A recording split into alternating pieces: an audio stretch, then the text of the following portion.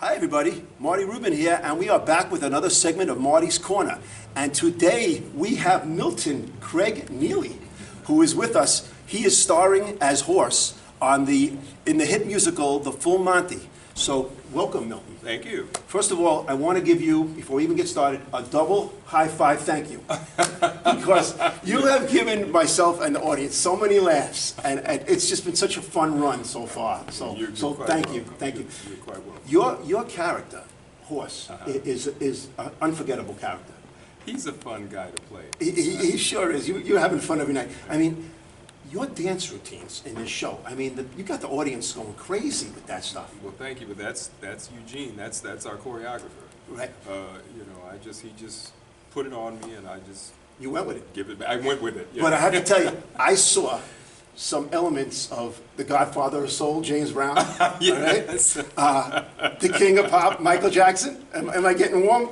I mean, you're hot. would those guys have inspired you looking back at how they did it? Absolutely, yeah. And I mentioned that to our choreographer Gene. I said the way I envision Horace is that would have been the time that he was a young man. Yes. And he would have been influenced. And I have this whole backstory for Mike. I always do it with characters. Right. Gets you right there. It gets me in the piece, whatever piece that I'm doing. And one of the other girls on the show, Christine, yes, who plays Jeanette, we have a whole thing that we do with each other. When I come in for the audition in the show. That is an absolute riot, that scene. Where she says to me, what are you going to do? And we have this whole thing. I tell her, oh, I used to be in show business, and I used to have a duet with a guy, and we used to dance and sing. And she's like, oh, and I'm like, you can play a 12-bar blues, right?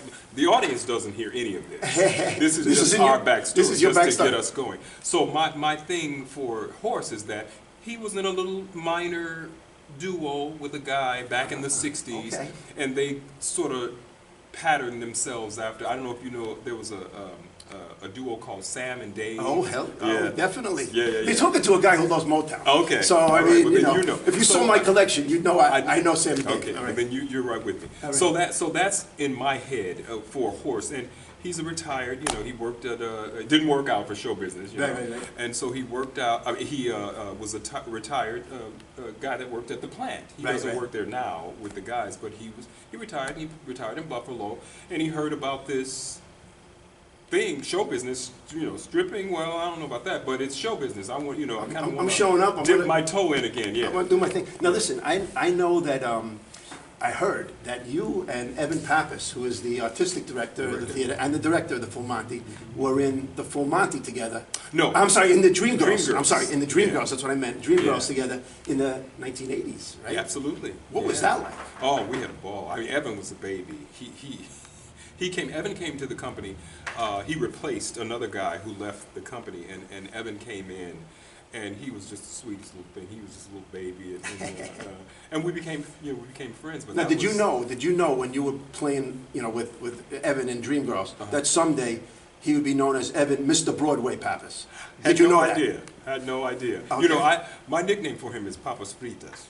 Which is because he's Greek, but it's not Greek, but that's Spanish actually. Right. But we used to call him Papas Fritas, and I still to this day I call him that, Papas Fritas. Now, Milton, you've been on Broadway a long time.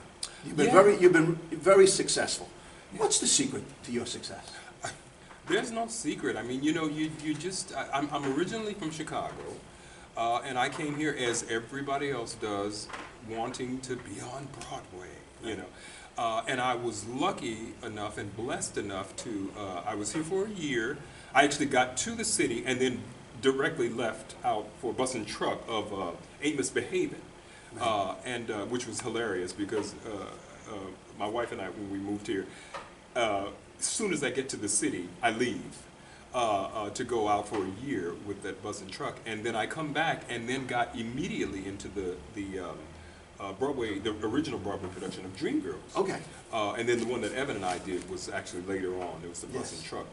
But yeah, so I just got lucky, and I was at the right place at the right time. Yeah. Well, you brought the talent, though. You brought the talent. Thank you. I mean, you train, you do what you have to do to try and get ready. Right.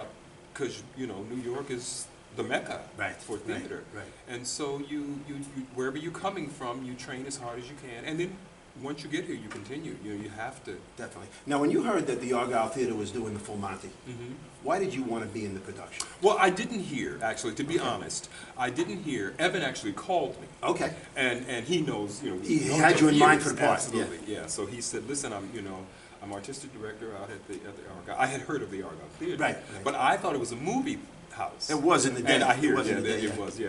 Right. And but what excited you about the part? When Evan called you and said he wanted you to be in it, what excited you Well, about him being in it? first and foremost, because I hadn't seen Evan in years. Right, right. And so to work with him in a different capacity, because I know him as, two chorus boys. That's right. Goofing around, Right. between shows and doing things we probably shouldn't do, getting into trouble. We won't talk about that. We won't talk about that. Shh, don't tell anybody. But him as a director, I thought that'll be fun, and I'm not doing anything at the moment. Actors in between. Right. So I'm like, great, yeah. I'll So are come you out. enjoying yourself? Oh, I'm having a ball. It's a good cast. We are having, in this little small backstage area, which the audience will never see. Right, right. It's another show. we could be videoing back there, right? Oh my! No, you couldn't, because we couldn't show it. We got to keep it clean. Yeah. I mean, it's not. There's nothing. But we do run around in our underwear a lot. Yes. But because there's just there's no space. In fact, one of the girls, I shouldn't tell this secret, but one of the girls in the show, while we're getting dressed, I don't want to give the show away. Many people know the show, but some don't. So I don't want to give it completely away. But there's a moment in the show that something exciting happens.